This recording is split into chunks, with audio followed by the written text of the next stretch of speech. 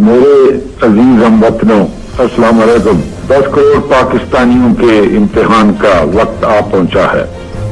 आज सुबह सवेरे हिंदुस्तानी फौज ने पाकिस्तान के इलाके पर लाहौर की जानब से हमला किया। पाकिस्तान के 10 करोड़ अवाम जिनके दिल की धड़कन में ला इलाहा इल्लल्लाह मुहम्मद रसूलुल्लाह की सदा गूंज रही है, उस वक्त तक चैन से नहीं बैठेंगे जब तक दुश्मन की तोपें हमेशा के लिए खामोश न हो जाए।